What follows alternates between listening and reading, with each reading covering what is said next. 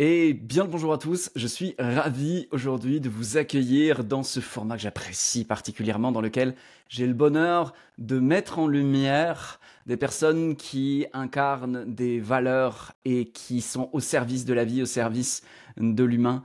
Et aujourd'hui, j'ai le bonheur de mettre en lumière quelqu'un qui met en lumière, vous allez voir ça d'ici quelques instants, puisque j'ai le bonheur d'accueillir ma bonne amie Anne Sarkissian. Alors Anne, comment je pourrais vous dire ça? C'est un bijou, c'est une perle rare. Tout le monde se l'arrache. Elle est réalisatrice, scénariste, consultante depuis 20 ans maintenant. Elle réalise des films courts, des documentaires, des portraits inspirants pour mettre en lumière, c'est ce que je disais il y a quelques instants, des personnes qui prennent soin du vivant, qui prennent soin de l'humain, qui œuvrent à améliorer le monde d'une certaine manière, pour semer des graines positives dans les yeux et les cœurs. Et ce n'est pas qu'une intention quand il s'agit de Anne, puisqu'elle a réalisé plus de 2500 interviews, plus Ouais, de 180 films d'entreprise. Elle a notamment également créé les rencontres universelles, qui ont scellé leur 6e édition cette année avec plus de 500 personnes dans la salle venues écouter les 18 conférenciers qu'elle a invités et rassemblés. J'ai eu le bonheur de travailler avec elle à plusieurs reprises sur différents sujets. À chaque fois, c'est une vraie joie en fait de se retrouver derrière sa caméra et de se laisser guider par son énergie, par son écoute, par sa manière qu'elle a, de manière magique, de tirer le meilleur de nous pour le rendre visible. J'ai aussi eu le bonheur de l'accompagner à différents moments de sa carrière et aujourd'hui, elle me fait le privilège de faire partie du cercle stellaire de cette ribambelle de beaux humains qui démontre que 1 plus 1 peut faire 3 et que quand on est 64, ça peut déployer des choses extraordinaires. Voilà pour ce début de présentation. Salut Anne, comment vas-tu? merci, mais je vais bien avec cette belle présentation. Et si je suis là aujourd'hui, c'est vraiment en partie grâce à toi. Ok, j'ai mes compétences, mon talent, mon intuition, mais si tu n'avais pas été là pour me pousser, m'aider à rayonner et à dire qui je suis, ben, ça aurait été compliqué. Ah yes, écoute, merci beaucoup pour ça. Est-ce qu'il y a quelque chose que tu veux ajouter à cette présentation, ou retrancher, ou reclarifier, recontextualiser pour ceux qui nous écoutent, pour que vraiment ce soit juste pour toi? Ah non, c'était parfait. Cool, super. Eh bien, je te propose de commencer comme j'ai l'habitude de le faire, avec une citation que je vais te proposer, sur laquelle je vais te proposer de réagir. Avec l'équipe, on a choisi une citation de Nelson Mandela qui dit ceci: en faisant scintiller notre lumière, nous offrons aux autres la possibilité d'en faire autant. Qu'est-ce que ça t'évoque? Comment ça résonne pour toi, ça? Oui, c'est vraiment, ça résonne fort parce que, pour moi dans l'inconscient, voilà, quand on se met en avant, quand on fait, scintiller quelque chose, c'est des fois même pas conscient, mais le fait de prendre sa place et d'être, de poser son message, d'être qui on est mais d'être qui on est dans la lumière, je pense que l'impact est énorme et qu'on n'en a pas conscience, quoi. C'est encore plus fort que ce qu'on imagine, à mon avis. Donc, le Hmm. scintillement, j'aime bien parce que ça se diffuse loin, loin, loin. Voilà. Et après, la difficulté, c'est d'oser, c'est d'avoir cet ego, le mental ou ces blocages qui vont dire, ben, j'ai rien à dire et qui je suis moi pour me mettre en avant, et etc., et cetera. Et c'est ça qu'il faut Déjoué, que tu fais admirablement bien. En tout cas, moi, à plusieurs reprises, j'ai eu l'occasion de passer derrière ta caméra et tout introverti et ancien timide que je suis, j'observe que petit à petit, tu arrives à tirer de moi des choses de plus en plus intéressantes. Donc, merci infiniment pour ça. Moi, il y a 3 Anne Sarkissian que j'ai envie d'aller rencontrer durant ce temps que nous avons ensemble. Bien sûr, il y a en filigrane de tout ça, c'est euh, la professionnelle que tu es. Mais au-delà de ça, il y a Anne Sarkissian, l'entrepreneur. J'aimerais en savoir un peu plus sur ton parcours entrepreneurial. Il y a Anne Sarkissian et sa spiritualité aussi, parce que je pense qu'il y a pas mal de richesses que tu pourrais nous partager dans ces espaces-là, dans différents types d'espaces. Et puis, peut-être si tu me l'autorises, j'aimerais qu'on aille rencontrer Anne Sarkissian et l'érotisme. Mais qu'est-ce qui se passe? Puisque on verra d'ici quelques instants, mais tu as commis une œuvre dans ce domaine-là, et j'ai envie, tu vois, d'ouvrir un espace dans lequel on peut peut-être dire, ou tu auras peut-être envie de dire des choses par rapport à ça, parce que je Ok. suppose que si on fait un ouvrage comme celui que tu as produit, eh bien, il y a une raison derrière, il y a une volonté derrière, il y a une envie derrière, une intention derrière, puis j'ai envie d'aller un peu découvrir ça aussi, si tu es OK. J'ai rougi, ça se voit ou pas? Oui, un petit peu, mais c'est pas grave, ça te va à merveille. Ok. Ok, on va y aller pour des choses cool au début. Tu es entrepreneur depuis quand? Ça fait combien d'années maintenant que tu as ton compte et que tu gères ton entreprise? J'ai eu plusieurs entreprises et quand je suis partie, jeune, je suis partie vivre en Espagne, aux Canaries, et j'ai tout de suite créé une entreprise. Donc, j'ai dû être salariée un tout petit peu avant. Et après, Tu avais quel âge quand tu étais parti aux Canaries? j'avais 18 ans, Ah ouais, mais 18-19 toute ans, jeune, quoi. l'année de mes 18 ans. Voilà, Ok. c'était, voilà. Moi, je suis née à Paris, à Saint-Germain-des-Prés, donc dans cette ambiance que tu aimes, donc dans cette espèce de cocon avec mon père avait une galerie d'art, donc il fréquentait à la fois Dali, il fréquentait tout ce milieu-là de Saint-Germain-des-Prés que voilà. Waouh. Ton père fréquentait Dali? Ouais, mon père C'est ouf fréquentait ça. Dali, il fréquentait Claude Berry, il y avait beaucoup d'amis du cinéma. Il faisait partie, ma mère et mon père faisaient partie de ces personnes-là, ce groupe d'intello artistes de Saint-Germain. Waouh. Toute petite, j'étais dans ce milieu-là. Et Qu'est-ce qu'on vit quand on est une petite fille et qu'on navigue comme ça dans un monde particulier? C'est pas tout le monde qui côtoie ce type de personnage, tu vois? oui, Qu'est-ce que tu vis de particulier là-dedans, toi? écoute, je m'en suis pas rendu compte. C'est après coup, en fait. J'ai vu que d'autres personnes vivaient des choses différentes. Et après, donc sur le coup, écoute, je ne sais pas, en tout cas, ça m'a sûrement Probablement. apporté. Ça vient Hmm. pas de là, mon envie de faire des films. Je pense pas que ça vienne de discussions que j'ai entendues, parce que pour moi, c'était des amis. Toutes ces personnes, c'était des amis. Ça parlait pas forcément boulot, donc je me rendais pas compte que là-dedans, il y avait des personnes qui faisaient des films. Il y avait aussi Omar Sharif qui a pu venir chez moi. Il y avait aussi celui que tu aimes beaucoup, Patrick Bruel. Ça, Non, sérieux, il est venu chez toi? oui, plus tard, Je ouais. suis jaloux. Ah, je suis terriblement jaloux. Tu sais que c'est mon rêve de le rencontrer. J'en ai rêvé quand j'étais gamin et tout. Ah, si t'as son numéro, je vais. Allô, Patrick dit, au fait, je suis un copain de Anne. Euh, on peut- Est-ce qu'on peut se voir? Il faut qu'on se voit. Ok, c'est ouf ça. Je dis ça parce qu'en fait, je connais Anne depuis longtemps, mais en fait, c'est un pan de sa vie que je découvre. Je suis content d'avoir fait ce portrait pour découvrir un peu aussi ça. Et je comprends maintenant. Bah, il y a des endroits où je comprends ta richesse, ton ouverture. Parce que quand même, je pense que ça s'imprime sur un enfant de rencontrer des gens qui ont une certaine liberté. Ouais. Mm. En tout cas, à l'époque, donc moi, je suis née en 65, donc j'ai vécu mai 68, donc avec mes parents qui jetaient, et donc ça tout se passait boulevard Saint-Germain, hein. C'est là où je suis devenue asthmatique à cause des bombes lacrymo. Ma mère, elle jetait la vaisselle sur la tête des flics Waouh. qui coursaient les jeunes, quoi. Enfin, j'étais avec mon frère, on était là-dedans. Bon, certes, on était tout petits, mais bon, on a voilà, quand même vécu ça.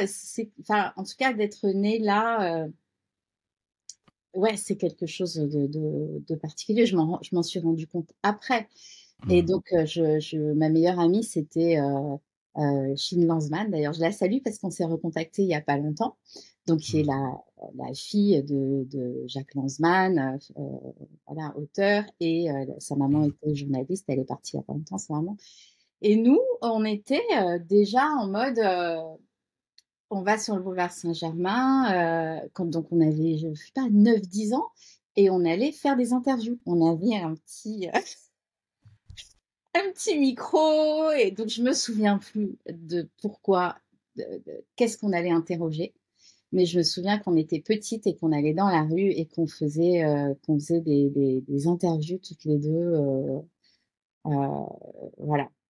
Et après, je sais aussi que bah, je faisais beaucoup de spectacles. Voilà, j'aimais bien organiser des spectacles quand il y avait des réunions des amis de mes parents à la maison et je faisais des spectacles. Donc, j'avais besoin de figurantes avec mes copines ou quoi. Et des spectacles comme peut faire Gabrielle. Hein. Ouais, ma fille, ouais. Oui, c'est clair. Je vois bien, je vois bien. Donc le temps avance un peu, tu te retrouves Ouais, à vas-y. 18 ans et Ouais. là, boum, tu arrives aux Canaries. Oui, je décide de quitter Paris avec un amoureux à l'époque. Et on voulait, c'était le début, il était photographe, et c'était le début des photos qu'on peut développer en 1 heure. Et puis on aimait bien aller là-bas, et on s'est dit, bon, on part là-bas. Sauf que bah, le couple a pas tenu, et donc moi, et lui est rentré, et moi, je suis restée là-bas. Bon, après, je suis partie à Rome et je suis revenue pour travailler. Et puis, Yes. petit à petit, j'ai fait de l'immobilier d'abord. Ensuite, j'ai créé une petite boutique de cadeaux, souvenirs. Euh, voilà. Les expats qui venaient acheter des choses, acheter des maisons Ah oui, là-bas. donc tu as eu une entreprise de type boutique, Oui, donc vraiment dans le dur, quoi. Ok, donc intéressant ça. Et ça, t'avais quel âge à ce moment-là où tu avais ta boutique? je devais avoir 22 ans. 22 ans, ouais, donc Ouais, très jeune. ouais. Tu vois, c'est pas en tant qu'entrepreneur, 22 ans, avoir une boutique, c'est quand même vachement, vachement jeune. Ok, nice. Aux Donc je comprends. Donc Canaries, en espagnol, avec un système de comptabilité, etc., qui est pas différent. Hein, voilà. Et puis, voilà, j'ai fait ça. donc quasiment entrepreneur depuis le début. Ah, ben c'est ça. En Mm. fait, t'as quasiment jamais été salarié dans ta carrière professionnelle, quoi. Très peu. Mm, Très peu. Ouais, ok. mm, C'est mm. super parce que ça permet aussi de donner, tu vois, pour nos auditeurs, un angle de se dire, ok, quel personnage j'ai en face de moi aussi, quel type de vie, quel type de parcours. Moi, je voudrais te demander, tiens, dans ton parcours d'entrepreneur, quel a été le truc le plus difficile, le challenge le plus important? Alors, déjà, ça a tellement changé parce que, tu vois, j'ai eu, donc, ça, c'est une première boutique, mais j'ai eu plusieurs commerces. Et donc, au niveau de la communication, de comment tu vas chercher les clients, tu avais le sac en plastique hein, avec que tu avais envie que tout le monde, que tout le quartier voit ton sac avec les inscriptions dessus pour savoir que ta boutique existe et qu'est-ce que tu vends dedans. Euh, Ouais. donc, il n'y avait pas de mail, c'était récolter des adresses postales, faire des envois postaux, trier tes lettres, faire des espèces de ventes privées quand il Mhm. s'agissait de produits. Quand j'ai fait de la restauration, là, c'était pour autre chose. Mais ça, tu vois, ça a tellement, tellement changé. Et il y avait à chaque fois se réinventer, trouver la bonne personne, le bon graphiste, faire passer le message. Donc, bon, là, c'est pas une difficulté que j'ai eue, mais la difficulté pour moi, en tout cas dans les commerces en dur, c'était de rester en place. C'était de Parce rester que en quand place, qu'est-ce que tu tu avais veux une dire par là? boutique, parce que en fait, quand tu as un commerce, surtout au début, tu es un ou deux et tu restes là parce que les Ouais, clients viennent là et donc de rester dans le même espace ouais, à ouais, ouais. recevoir les clients. Moi qui aime bien bouger, hein, là, ça se voit que je, je suis beaucoup sur les routes et tout. Ça, c'était en tout cas le plus compliqué pour moi, d'arriver à 9 heures jusqu'à 19h30 et de rester là. T'en as eu marre un moment de ça? J'en avais marre de ça, ouais. J'en avais Ouais. marre de ça. Et Et du puis, coup, t'as fait quoi derrière? alors après, après, je suis rentrée en France. Je suis Ouais. arrivée sur la Côte d'Azur pour reprendre un commerce, cette fois-ci de vêtements, qui n'a pas marché parce que le plafond s'est effondré avant que je puisse prendre. Voilà. Et je voulais tout sauf rentrer à Paris. Et finalement, je suis rentrée à Paris. Mais en parallèle de tout ça, c'est que c'est sûr que je passais beaucoup de temps dans mes commerces et la vente, j'aime la vente. Mais j'aimais aussi écrire. Donc ma passion du cinéma, de l'image, a été toujours là, c'est-à-dire voir des films, aller au cinéma, écrire. Voilà, quand je suis partie, en fait, c'est ça que je veux dire, quand je suis partie, c'est que je ne pouvais pas rentrer à l'unique école de cinéma qu'il y avait, de scénariste et cinéma, parce que je n'étais pas du tout scientifique et il fallait, à l'époque, le bac scientifique. Moi, j'étais complètement littéraire, quoi. Et c'est un peu comme ça que je dis, allez, hop, je me casse, quoi. Tu vois? Ok. C'était, je Donc fais ma vie t'es autrement. parti de Paris parce qu'à Paris, tu pouvais pas faire l'école de cinéma? Et Oui, donc, tu as mais un peu réagi, c'est parce ça que que tu me dis? la ville aussi me pesait quand même, hein. J'avais envie de Ouais. nature et d'océan, hein. Il y avait quand même, ça, je suis pas allée Ouais, m'installer. l'océan, on va y revenir parce que je pense que c'est assez central, central dans ta vie de ça.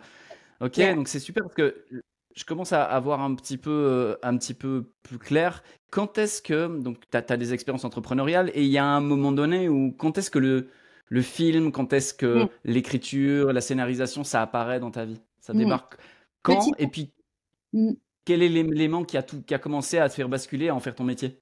Ouais, bah, petit à petit, en fait, vraiment, j'écrivais, j'allais beaucoup au cinéma comme je te disais. Et puis, un jour, j'ai dit, tiens, mais ou c'est venu à moi, il y a des concours, en fait, de scénario. Et en gagnant le concours de scénario, tu pouvais réaliser ton film. Et donc, c'est comme ça Yes. que que je suis rentrée par la petite porte. Donc, j'avais mes enfants, mes deux enfants, maman solo, deux enfants, une entreprise. Et le soir, j'écrivais. Et donc, j'ai posté deux concours pratiquement en même temps et j'ai gagné les deux. Le premier, c'est Ouais. un film qui s'appelle Raconte-moi la cité. Donc, que j'ai tourné en Betacam avec un copain, avec la voix off de ma fille. Et ce film-là, il a fait le tour du monde des festivals francophones. D'abord au niveau Mm. de toutes les universités, où j'ai eu beaucoup de prix, et puis ensuite, du coup, euh, à l'époque, c'était Marine Karmitz, donc le MK2 Production, qui l'a du coup repéré et l'a mis en télécinéma, c'est-à-dire que je l'ai eu en pellicule. Et c'est un des courts-métrages qui a eu le plus de bobines, en fait. Parce qu'à ce moment-là, les courts-métrages passaient avant les longs-métrages. Et donc, j'ai eu la chance qu'il passe devant le film de Jacques Doyon, Petit Frère, et donc, qui était très très bien distribué. Du coup, j'ai eu le même nombre de copies que ce long métrage, puisqu'il passait Ok. partout.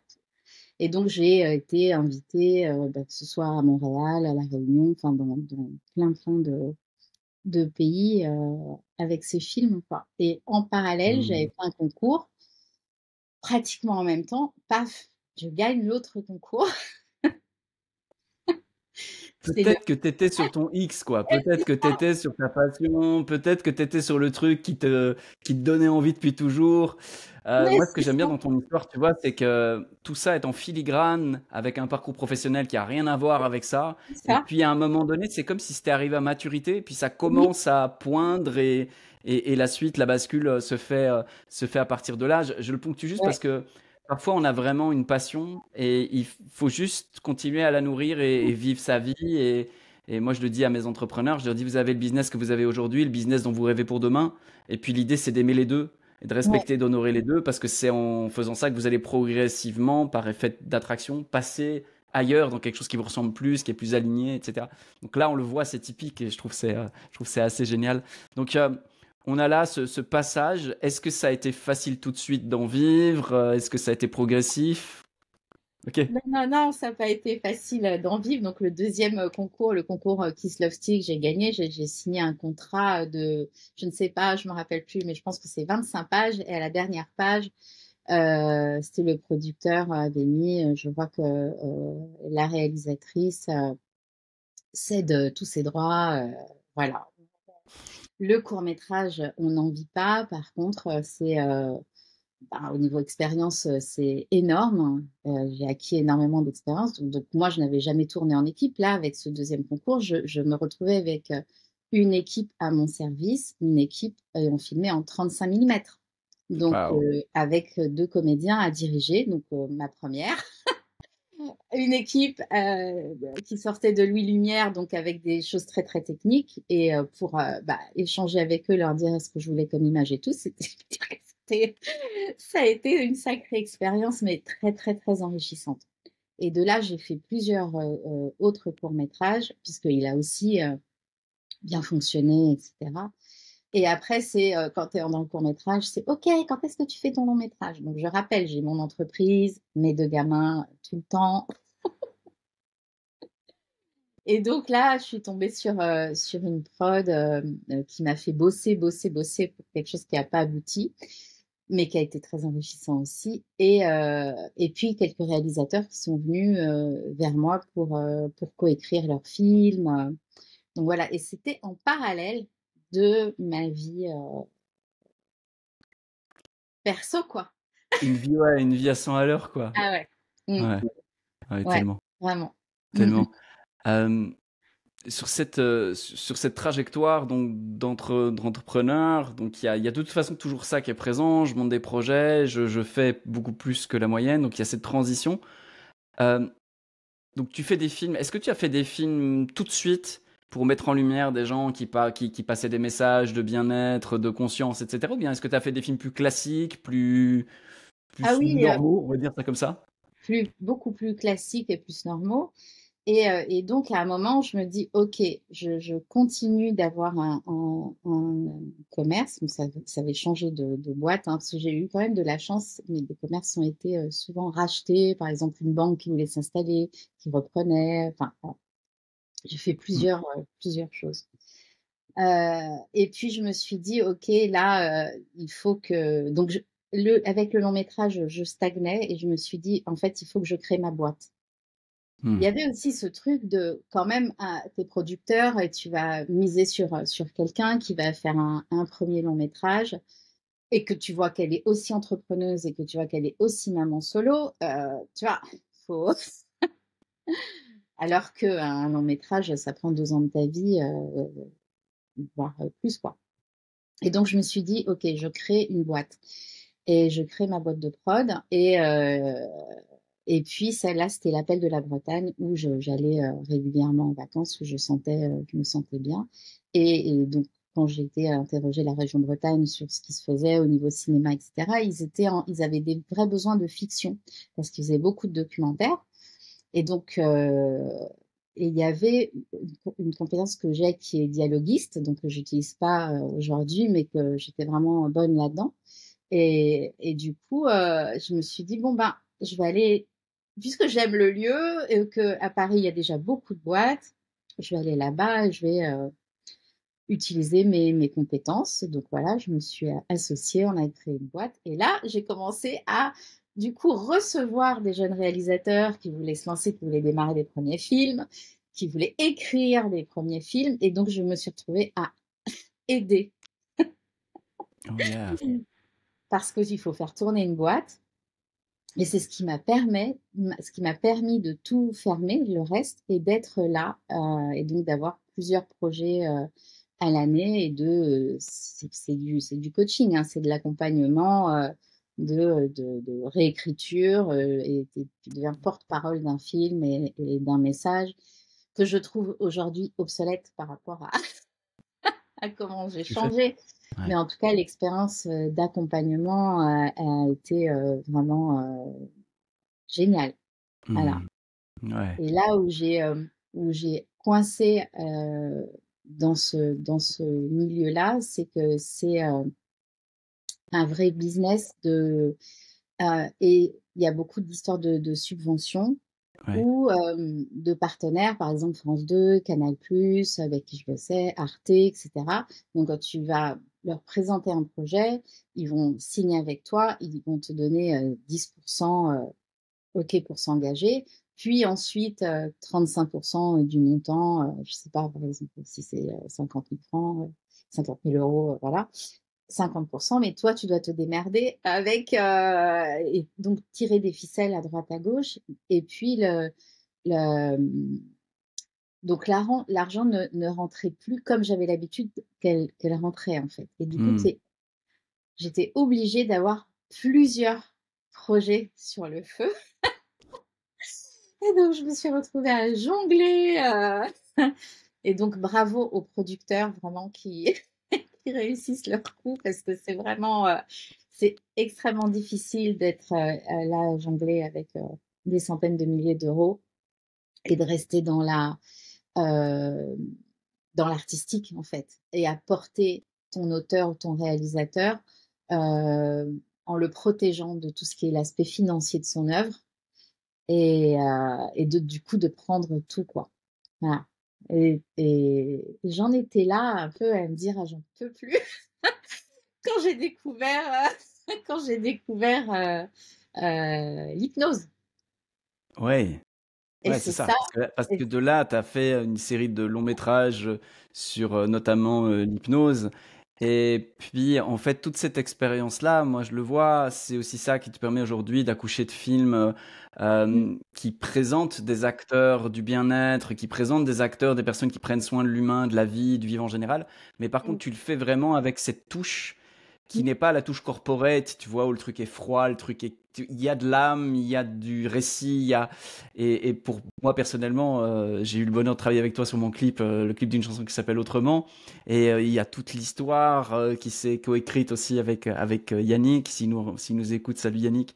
Ouais. Euh, Tout ça, en fait, ça fait vraiment ton supplément d'âme. Mais en même temps, il y a une base de compétences. En fait, c'est vraiment pour moi, je le vois comme ça. Ton chemin, d'un côté, il t'a amené à avoir la compétence de faire du film tu vois, comme ça se fait, et en même temps ce supplément d'âme qui t'amène aujourd'hui à faire ça. Donc voilà, juste, je vais retracer rapidement, tu vois, ce qu'on a entendu de toi, et puis je te proposerai de basculer dans l'autre sujet, parce qu'il y a d'autres sujets qui nous attendent, dont un qu'on attend impatiemment tous. Si toi aussi, public, je sais que tu l'attends impatiemment. Euh, mais l'idée pour moi, c'est juste de voir, ok, on est sur un parcours de quelqu'un qui naît dans un milieu artistique, qui se développe avec un haut niveau de responsabilité, l'entrepreneuriat, des projets, des projets, des projets, qui travaille intensément, qui travaille en filigrane sur ce qui est une passion, ce qui est une évidence. Et d'ailleurs, justement, ben, quand ces choses-là sont mises en œuvre, tout à coup, il y a des résultats. Et puis, il y a un basculement de carrière vers du film, de la réalisation, de la production, toujours du scénario. Et puis aujourd'hui, cette capacité qu'on retrouve au début d'aller chercher de l'interview. Parce que voilà, donc vous avez compris, Anne, c'est comme une espèce de couteau suisse animé par une mission. Et puis même ces différents projets, que ce soit des films, et puis on en reparlera aussi de l'événement que tu as créé. C'est juste, voilà, c'est juste tout ça qui fait la particularité d'Anne. Et c'est pour ça que j'étais très très heureux de pouvoir faire ce portrait aujourd'hui d'elle parce que pour moi elle est unique sur le marché à faire ça. Euh, j'ai envie qu'on bascule un petit peu dans la partie plus spirituelle Oui. parce que quelque part aujourd'hui tu as un événement qui s'appelle les rencontres universelles qui rassemble toutes sortes de profils de personnes qui sont là pour le soin de l'humain, que ce soit des personnes, des docteurs, enfin des médecins, des gens qui sont très académiques, et puis des personnes beaucoup plus freestyle, des artistes d'une certaine manière, des personnes qui ont une expertise dans la médecine dite alternative, toutes sortes Mm. d'approches médicales qui sont centrées sur comment on fait du bien à l'humain. Et tu as réussi à rassembler tout ce beau monde dans un événement. Euh, Sixième édition, donc je suppose que ça a commencé il y a 6 ans, ou Septième. avant ou après. Ça Sept. va être, Ok, ça va être, septième édition, pardon. ouais, Et ouais. donc ça fait combien de temps que ça existe ça, alors cet événement-là? Ça a démarré donc avec le film sur l'hypnose Ouais. où j'ai fait beaucoup de projections débat dans les salles. C'est un truc du coup auquel j'étais habituée d'aller faire des projections débat. Et là, j'ai remarqué qu'il y avait énormément de questions, beaucoup plus qu'avec les autres films que je faisais avant. Et je me suis dit, il faut un espace d'échange. Les gens étaient vraiment super intéressés. Je voyais que ça n'osait pas parler avec les médecins, enfin, qu'il y avait une scission entre les deux mondes. Et, euh, et donc là, je me suis dit, mais il faut que je rassemble ça. Parce que bien sûr, en parallèle, dans ma vie, j'ai eu pas mal de, de séjours à l'hôpital, etc., avec un système, ben, le système conventionnel, quand j'ai découvert l'hypnose et pratique holistique, c'est là où j'ai dit, il faut que je fasse quelque chose. Bref, je fais ça et je découvre donc ces personnes qui sont en quête, qui ont besoin d'avoir des réponses. Et donc, je crée un premier événement où on était à une soixantaine et où je mêlais des films. Et puis, il y avait des psychiatres qui pouvaient répondre et aussi des praticiens non professionnels de santé ou des personnalités, en fait, du bien-être. Et puis, ça match. Et puis, j'adore ça. Et je me dis, OK, j'en fais tous les 18 mois. Et puis, j'ai commencé tous les 18 mois. Et puis après, ça a pris de l'ampleur. Et voilà. Et aujourd'hui, c'est pratiquement ouais, 550 personnes là, en mars dernier. Mais ça part de là. C'est vraiment, c'est vertueux, en fait. Hein, c'est vertueux. Je veux dire, ça va être aussi des personnes que je mets en lumière dans leurs films qui vont venir sur scène. Ça va être des personnes qui sont dans un chemin, dans une quête qui ont besoin de réponses qui viennent dans la salle. Il y a aussi des médecins qui viennent pour savoir comment soit se former, soit créer des partenariats avec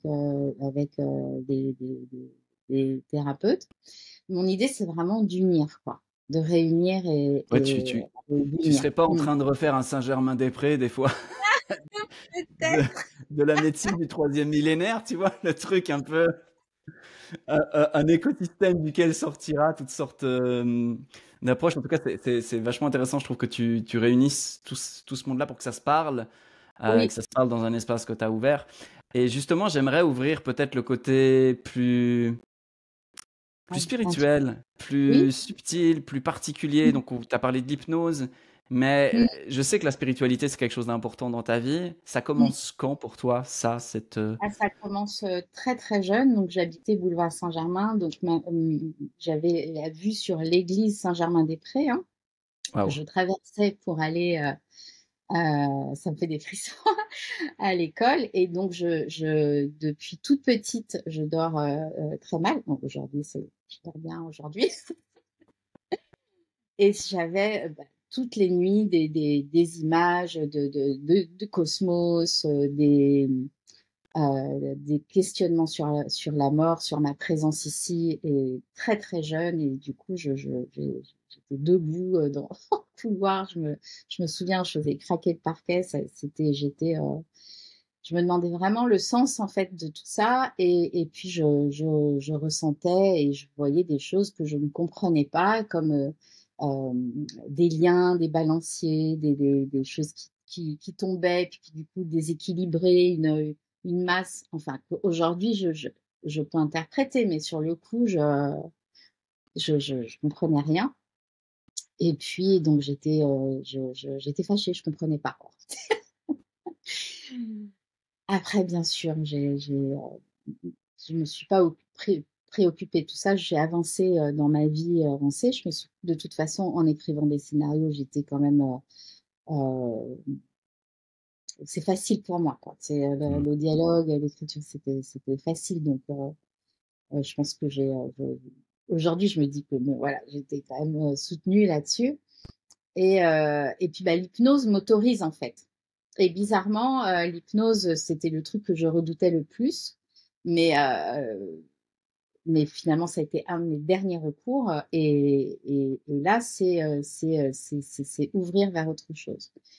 Mais j'étais tellement dans, je pense, la crainte et le truc que les premières séances d'hypnose, je ne voulais pas fermer les yeux. C'est-à-dire qu'il a fallu à mon thérapeute qui a été très patient de faire de l'EFT, de faire d'autres pratiques pour déjà m'apaiser et pour que petit à petit je me dise mais waouh. Hmm. Quoi. Et puis il m'a lui-même envoyé, il m'a dit à un moment, moi je peux plus rien faire pour toi, mais par contre au niveau énergie, c'est sûr que là, faut que t'ailles vers là. Et c'est vrai que ma première séance en énergie avec une énergéticienne, je m'en souviens encore, hein, ça a ouvert, ça fait pouf. T'es prêt, Voilà. quoi. C'était Oh, là depuis le début, c'était un peu mis sous couvert, et pouf, on fait sauter le bouchon de champagne et c'est parti, quoi. ouais, c'est ça. Et après, je suis rentrée dans quelque chose de beaucoup plus doux et de beaucoup plus dans l'accueil. J'ai découvert le Kriya Yoga qui m'a mais tellement aidée aussi je sais pas si c'est apaisé, mais en tout cas, d'un coup, ça m'a ouh, c'était Mmh. le 1er stage, 1re, satsang que j'ai fait, je dormais, c'était enfin mon inconscient, mon mental, fallait qu'il dorme pour accueillir toute cette, ce nouveau, ces nouvelles, cette énergie quoi. Fallait vraiment, voilà et puis petit à petit, je pense que vraiment petit à petit, je me suis autorisée à le vivre pleinement et il y a quand même beaucoup de choses qui ont changé. Je suis plus du tout dans la lutte, dans aller chercher les clients, dans aller tout, à forcer et cetera, aller go, go, go, plus du tout. C'est, ça c'est fini et d'être, beaucoup plus dans l'accueil et de voir, et ben, les belles opportunités arriver, des belles personnes comme toi arriver dans ma vie, enfin tout ça, ça a beaucoup changé, hein. Mmh. Ouais, c'est Et que le c'est début, à pas mon avis. ouais et c'est pas tilt, tiens, je change du jour au lendemain. C'était petit à petit, mais quand je regarde, je me dis: «Putain, ça a quand même beaucoup changé». Ouais, c'est petit à petit, mais ça te fait passer d'une salle avec 60 personnes à une salle de 500. Ça te fait passer à travailler avec des personnes de plus en plus connues, de plus en plus reconnues, à Mmh. mettre en lumière des gens qui ont de plus en plus d'impact et donc quelque part toi pouvoir rendre visible ce que tu as envie de rendre plus visible. Ouais, C'est il y a clair que c'est progressif. Par contre, c'est du solide, quoi.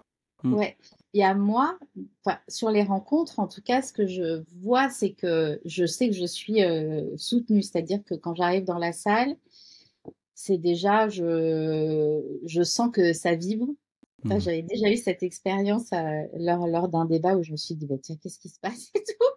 Où d'un coup, mes jambes se sont posées là sur scène, et c'était très fort et ce qui s'est passé d'ailleurs ce jour-là dans la salle était unique. La particularité des rencontres, c'est que donc, il y a pas de programme. Je sais que les gens je sais qui va intervenir, mais que du coup, il y a pas d'horaire, donc c'est toute cette programmation-là, c'est on va dire, dans le flow. En tout cas, ça sort de moi, mais je me laisse traverser pour ça Mm. Mm. et je sens quand j'arrive dans la salle et quand, plus on approche de la date c'est, que je suis portée et je pense que j'ai été vraiment poussée à le faire. Heu, voilà, c'est des petits enchaînements qui disent: «Bah, c'est peut-être elle est la bonne personne pour faire ça et pour aller, diffuser, toutes ces graines, d'amour et tous ces sentiments dont tu parlais». Parce que ce qui se passe dans la salle, et pour les participants, c'est juste, énorme, quoi. Parce que j'ai Mm. des messages, 1 mois, 2 mois, 3 mois après ou des années après parce que ça a changé leur vie et Wow. c'était une espèce de shoot, d'amour, et de joie. Mm. Moi, je suis pas ces jours-là, je suis pas dans la joie. Je sais J'apprécie, mais je sais que en fait, C'est comme c'est du flux. Tu as oui, dit plusieurs fois que tu te sentais porté. ouais, D'après je me sens d'après toi, qu'est-ce qui te porte? Est-ce que tu as une idée, une sensation, une définition? Par quoi tu te laisses porter, pour le dire différemment? je ne sais pas. Parfois, je me laisse porter exactement. Mmh. En tout cas, bah, la vie, en tout cas, non, je peux pas te répondre à cette question, je ne Ouais, sais pas c'est une exactement et c'est sensation plus qu'une réflexion, quoi. oui, oui, oui, Mmh. carrément et Ouais. c'est OK, je le fais, quoi et j'y vais et je me mets en énergie pour ça. Plus ça va, plus je sais que je dois être prête et donc physiquement, je m'alimente autrement, pendant 2 mois avant. Enfin, je fais beaucoup de changements pour être, en réception et en Ouais, ouais, maîtresse de cérémonie, quoi. voilà et je Proprement suis parler, ouais. complètement, bah, complètement au service de l'événement, ces jours-là, quoi. Je suis pas, en train de me vendre, pas du tout. Mmh. C'est, la mise en lumière, des personnes et de l'énergie qu'ils portent. Ouais, j'adore, c'est vraiment comme un paradigme dans lequel tu as posé ton intention, ton service, et puis tu te laisses porter. Il y a quelque chose de joli parce qu'on imagine que la spiritualité, c'est d'être dans une grotte ou d'être dans un ashram. Et en fait, bah non, on peut aussi incarner sa spiritualité en faisant des événements, en rassemblant des personnes qui se parlent pas d'habitude et qui vont du coup créer des choses ensemble. Moi, j'aime bien, c'est vraiment ma vision de l'entrepreneuriat aujourd'hui. C'est justement ce que tu décris. C'est je mets au point de départ ma spiritualité, mon ressenti, ma profondeur, et je lui donne une forme concrète, et une forme concrète qui, en plus Oui, de ça, peut avoir beaucoup d'impact et beaucoup de succès. Donc, ouais. donc ça, c'est plutôt magique, je trouve, quand même à ponctuer. Euh, j'ai un petit truc qui me vient comme ça. Euh, ouais. Quel est le truc le plus bizarre ou perché que tu as fait ou vu dans le domaine de la spiritualité? Est-ce que tu peux nous en parler? Tu vois, un truc où tu te dis avec le... À l'époque, tu te disais, mais je suis où ici? Ou tu te dis avec le recul, je fais, ouais, quand même, je suis un peu dingue sur les bords, mais voilà, où c'est tout à fait joyeux, mais où tu te dis, tiens, ouais, là, ça, c'est quand même spécial, ça, ce truc-là. Est-ce que tu as Ouais. quelque chose comme ça? Après, je me suis jamais dit je suis dingue. Ouais, tu le sentais? Je me suis dit c'est dingue Ah oui, ce ouais, qui se ouais. passe. Et Waouh. même si c'était à moi, si j'ai vécu ces choses-là, bah, comme la première fois avec Serge Vécoz en Kriya Yoga, je me disais, mais qu'est-ce que je suis enfin, donc ça nettoyait, j'étais là, mais waouh, c'est quoi ce truc que je vis, quoi, quand même, quoi, j'arrive pas à... je dormais toute la journée, c'était terrible. Ouais. Et tu sentais que ça travaillait, quoi, que ça Ça, vraiment, ça te... Ah ouais. ça travaillait, et puis, de toute façon, ma vie a changé, les préoccupations du moment, elles se sont... c'est rentré dans l'ordre juste après. Et je sais que je veux pas dire par là que c'est miraculeux, hein, mais en tout cas, j'ai vu vite les gens dans cette chose. Il y avait vraiment du coup à nettoyer. Ouais, Je pour ne toi, il y sais a pas. une corrélation entre ce qui s'est passé là, ce que tu as senti à l'intérieur de toi, et puis ce qui s'est passé à l'extérieur, les changements qui se sont passés à l'extérieur, quoi. Oui, oui, oui, oui, oui, il y avait vraiment des trucs juste avant et juste après. C'est aussi mon état d'être qui a changé. Mais en tout cas, j'avais avec lui, avec le Kriya Yoga, j'avais tout ce que j'entendais, euh, et les peu de notes que j'ai pu prendre sur cette langue-là, c'était mais tellement du bon sens et j'étais là. Mais oui, mais bien sûr, mais c'est ça. Donc, c'était pas dingue, c'était de renouer avec avec quelque chose, de me dire, ok, là j'ai compris quoi. Là Hmm. je comprends. Ouais. Après, j'ai vécu un truc bizarre avec Erwan, Hmm. l'homme qui parle aux arbres, et un menhir et une chamane où on était parti pas du tout pour faire quelque chose de spectaculaire, mais on s'est retrouvés là et la chamane a commencé à chanter et moi j'ai été littéralement clouée au sol avec un truc qui m'a bloqué complètement au sol. Et puis, donc, moi, je ne voyais rien. Je faisais juste ressentir une douleur qui m'empêchait de bouger. Même respirer, c'était limite, quoi. Oh, wow. Et puis, et elle qui m'expliquait ce qui était en train de se passer. Et en même temps, c'est bizarre quand même que tu aies une force comme ça qui te cloue au sol et qui te mette comme ça. Et en même temps, une espèce de d'euphorie, enfin je sais pas, des hormones de je ne sais quoi, de joie, où je n'avais pas peur et où c'était joyeux. Et là, ce jour-là, il y a eu énormément d'informations que eux deux ont pris. Et bon, je vais pas te détailler ça, mais Ouais, c'est c'était ouf. c'était dingue et ça m'a c'est pas que ça m'a paru normal, mais j'ai pas eu un instant de panique où j'ai pas voilà, c'était fort. Et quand on s'est levé, bah, Erwan et moi, donc du coup, quand j'ai pu enfin me relever, on est partis tous les deux. Déjà, j'ai eu l'impression de plus avoir la même vision du monde, d'avoir grandi. Et lui aussi. Et puis, on était dans un truc très doux. On regardait les paysages, on voyait complètement autre chose. Ouais, c'était très fort, hein. Voilà, on avait bu que de l'eau, hein.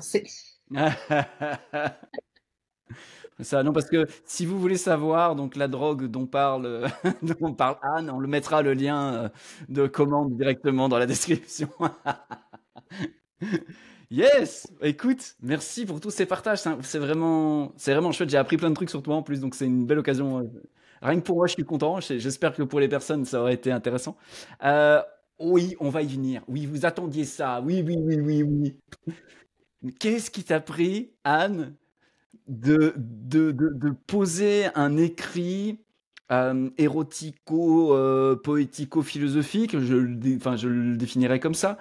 Euh, Ouais, Alors, j'ai envie que tu vois, que tu me racontes l'histoire. Ça vient d'où? Pourquoi tu le fais? Où est-ce que ça va? Est-ce qu'on peut l'acheter? Voilà, tu sais, ouais. un peu tout ça. Mm. C'est venu, bah, il y a un petit moment, hein. En fait, mon père est décédé un 30 décembre et Mhm. le lendemain soir, et j'étais toute seule, j'étais en Bretagne et donc c'était en plein pendant les grèves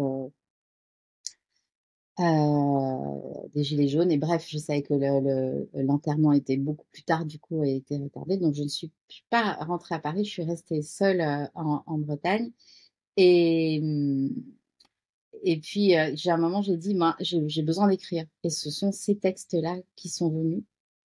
Donc, j'ai été vraiment la première surprise. Je dis, OK. Ok. C'était les Et textes que tu as écrits ou plutôt que tu as canalisés, on pourrait dire quelque chose comme ça, ou t'avais c'est besoin d'écrire, ça avait besoin de sortir et tu l'as sorti, et puis t'as ouais, été surpris de ce qui est sorti. Ok, ok. ouais, Ouais, je ouais, vois. le premier truc, c'était ma vie, qui me reconnectait quand même à l'enfance. Et puis, plusieurs sont arrivés comme ça. C'était très fluide et ils sont sortis en quelques jours. Après, je les ai un peu améliorés et il y en a que j'ai pas gardés parce qu'ils étaient vraiment, vraiment très crus. Et donc, je me suis dit, mais pourquoi maintenant? C'est quoi le sens, quoi? Et au départ, c'était quand je voulais les dire, parce que quand je les mets en bouche, ils ont une résonance vraiment très forte. Donc, je me suis essayée sur deux, trois copines qui m'ont dit à un moment, je peux plus, tellement que c'est fort. OK. Ok, puissant. Et, donc, je les ai longtemps gardés en me disant, je sais pas ce que je vais en faire, quoi. Et puis, et puis, je sais plus quand est-ce que c'était, je crois qu'en septembre, avant les dernières rencontres, ou en octobre, on s'est vus, on était ensemble à un satsang de Serge.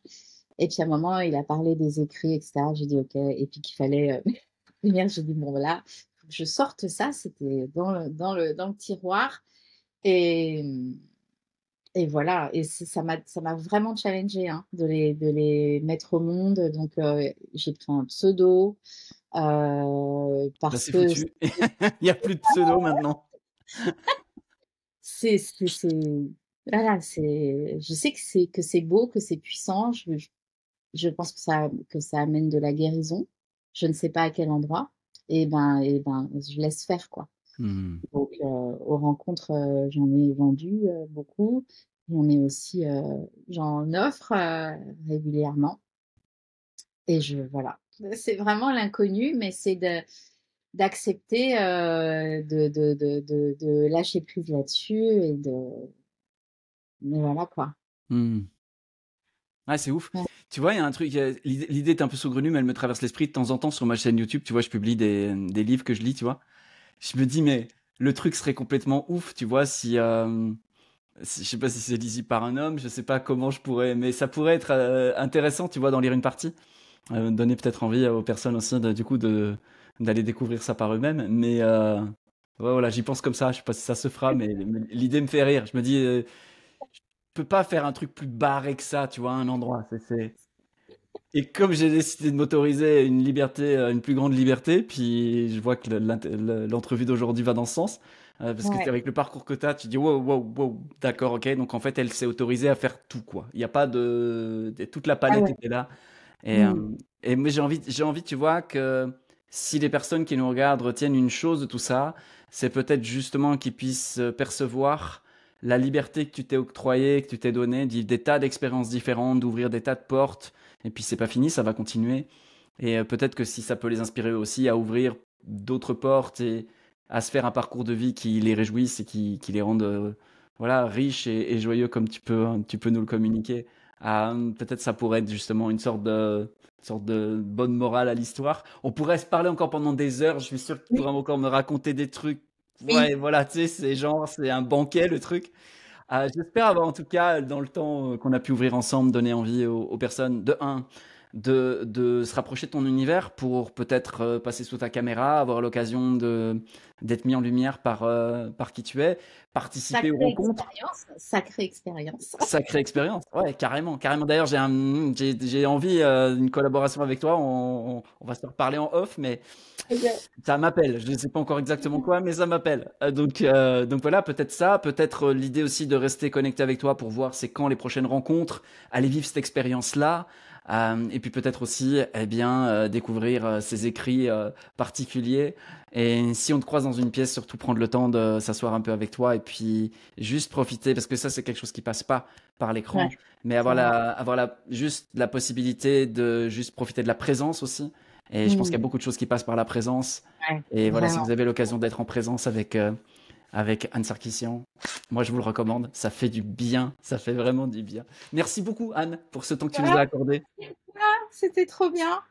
Yes. Est-ce que tu as peut-être un petit mot de la fin, à quelque chose que tu aimerais ajouter, que tu n'as pas eu Ben, l'occasion de dire? pour les entrepreneurs moi, ça a été vraiment aidant d'être toujours très dans le boulot, très pragmatique et de faire les choses bien, faire les choses dans l'ordre et d'avoir un pied là et de pas partir complètement dans le rêve, juste dans l'intuition, etc. Parce que on vit dans une société, on a choisi de venir vivre dans cette société, dans le monde, dans ce monde-là. Et donc, c'est important d'œuvrer ou de travailler pour ceux qui n'aiment pas le mot travailler, je mets œuvrer, mais en tout cas, je pense que c'est enrichissant et de participer aussi économiquement à la société. Et, euh, et voilà, et de générer de l'argent, c'est OK, quoi. Voilà. Magnifique. Je rajouterai rien là-dessus. Merci beaucoup pour votre attention. Merci Anne. À Si. très bientôt.